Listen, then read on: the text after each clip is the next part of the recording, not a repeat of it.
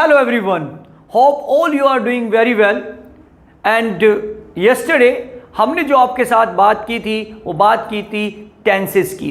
Tenses कितने प्रकार के होते हैं, उनके सब टाइप्स कितने होते हैं। चलिए आज बात करते हैं वन बाय वन जितने भी हमारे पास सब टाइप्स होते हैं, प्रेजेंट में किस तरीके से यूज किया जाता है, पास्ट में किस तरीके से यूज किया जाता है और प्रेजेंट में किस तरीके से यूज किया जाता है। और आप सभी लोगों को पता है कि हमारे पास हर टेंस के 4 सब टाइप्स होते हैं। पहला simple, second continuous, third perfect और फोर्थ परफेक्ट कॉन्टिन्यूअस टेंस। चलिए इनका यूज कैसे कैसे किया जाता है आज हम बात करेंगे। आज जिस सब टाइप्स की मैं आपके साथ बात करना चाहता हूं वो है प्रेजेंट सिंपल। आज इस वीडियो के अंदर हम जो कवर करेंगे वो कवर करेंगे प्रेजेंट सिंपल। अब प्रेजेंट सिंपल की पहचान क्या होती है? सबसे पहले अगर हम बात करें इस टेंस की पहचान क्या होती है, अगर किसी सेंटेंस के पीछे, किसी वाक्य के पीछे अगर ता है, ती है, ते हैं आदि आते हैं, अगर कोई भी वाक्य आपने बोला और उसके पीछे ता है, ती है, ते हैं और आते हैं तो हम उसे प्रेजेंट सिंपल टेंस मानते हैं। जैसे मैं अंग्रेजी बोलता हूं, तो आपने इस पर नोटिस किया कि लास्ट में ता है आया है, तो ये हमारा प्रेजेंट सिंपल टेंस कहलाता है। जैसे अगर मैं इसकी बात करूं, इसके रूल की बात करूं, तो जो प्रेजेंट सिंपल का रूल होता है वो रूल होता है कि सबसे पहले आता है subject, then main verb, then S plus object.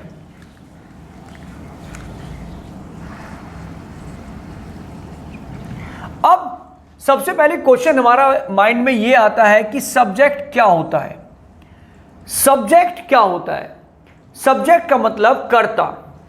कर्ता मीन्स जो भी किसी काम को, जो भी मेन वर्ब को जिसके द्वारा क्रिया की जाती है उसे हम सब्जेक्ट कहते हैं। जैसे she, he, it, name, we, you, they और आई, ये आपके सब्जेक्ट होते हैं। अगर हम सब्जेक्ट को और भी डीपली जाएं तो सब्जेक्ट को 2 पार्ट्स में डिवाइड किया गया है, एक सिंगुलर और एक प्लूरल। अब एक वचन और बहुवचन क्या होते हैं, मीन सिंगुलर क्या होते हैं, प्लूरल क्या होते हैं, इसके बारे में हम बात करते हैं। देखिए सिंगुलर जो होते हैं वो होते हैं जैसे शी, ही, इट, नेम,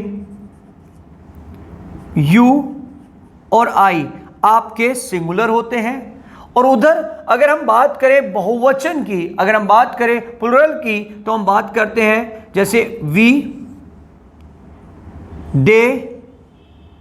आगे बढ़ते हैं और बात करते हैं। अब मेन वर्ब क्या होती है? मेन वर्ब का मतलब होता है जो भी आप काम करते हैं, कार्य, जैसे जाना, आना, लिखना, पढ़ना, ये सब आपके मेन वर्ब्स होते हैं। आगे बढ़ते हैं एस, उसका यूज, एस का यूज कैसे होता है चलिए वो मैं आपको बाद में बताएंगे। पहले ऑब्जेक्ट का मतलब होता है जिस पर कार्य परफॉर्म किया जाता है, जो मेन वर्ब जिस पर परफॉर्म की जाती है वो हमारा ऑब्जेक्ट होता है। जैसे अगर मान लीजिए मैं स्टूडेंट्स को पढ़ाता हूं तो मेरा जो पढ़ाने का काम है वो स्टूडेंट्स पर है, तो स्टूडेंट्स हो जाएंगे ऑब्जेक्ट, स्टूडेंट। चलिए आगे बढ़ते हैं और आगे के कॉन्सेप्ट्स को क्लियर करके चलते हैं।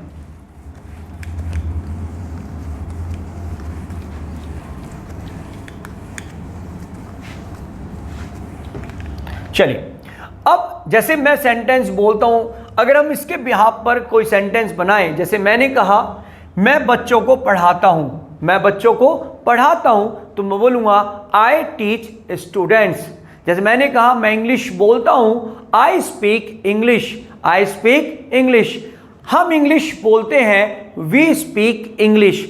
लेकिन कहीं कहीं आपने कभी कभी आप देखते हैं कि किसी भी वर्ब के साथ, हर वर्ब मीन्स मेन वर्ब के साथ आप फर्स्ट फॉर्म यूज नहीं करते, कभी कभी आप एस का यूज करते हैं और ईएस का यूज करते हैं। तो आज हम ये पहले पता लगाएंगे एस का यूज कहां पर होता है और ईएस का यूज कहां पर होता है। चलिए बात करते हैं।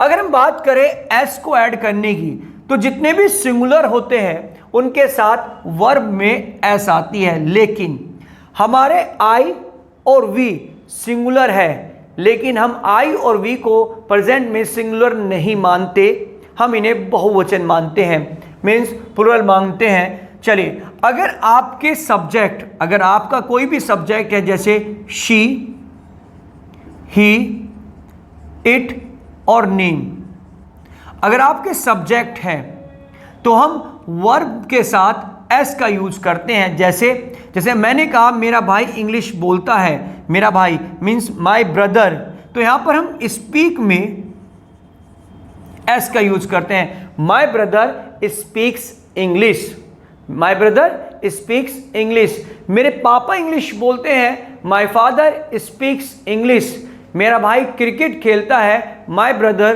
Place cricket. आपने इस चीज में नोटिस किया होगा कि मैंने यहां पर एस का यूज किया, लेकिन ऐसा नहीं है कि आप जब भी आप शी, ही, इट, नेम की बात करें तो हमेशा एस का यूज होता है, नहीं। कभी कभी आपने देखा होगा ईएस का भी यूज किया जाता है। चलिए, ईएस का यूज कैसे किया जाता है इस पर थोड़ा पढ़ते हैं। देखिए, अगर आपको कभी भी कोई भी वर्ड है, अगर उस वर्ड का लास्ट का अल्फाबेट, अगर उसका लास्ट का अल्फाबेट CH, SH,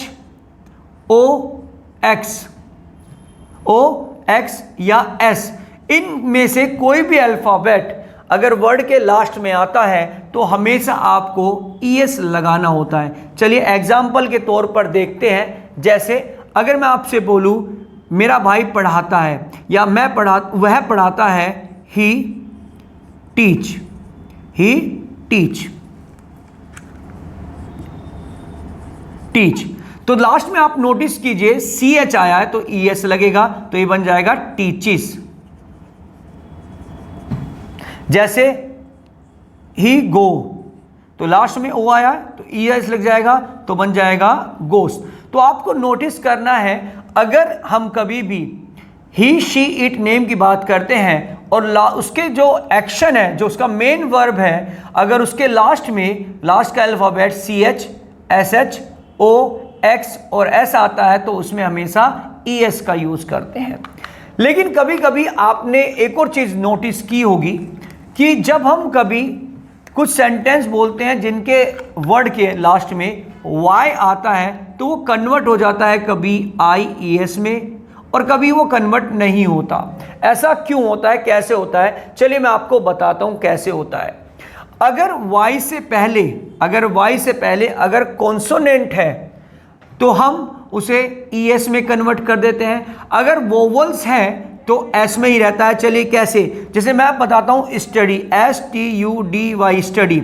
अब देखिए स्टडी में Y से पहले कॉन्सोनेंट है तो ये कन्वर्ट हो जाएगा स्टडीज में, IES में।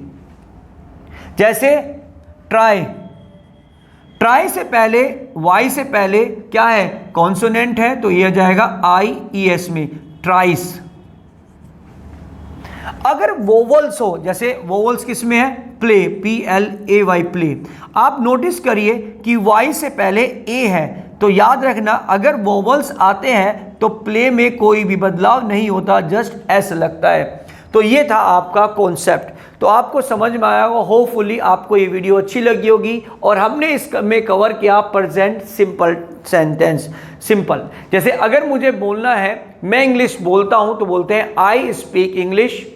वह इंग्लिश बोलता है, ही स्पीक्स इंग्लिश। मेरे पिताजी इंग्लिश बोलते हैं, माय फादर स्पीक्स इंग्लिश।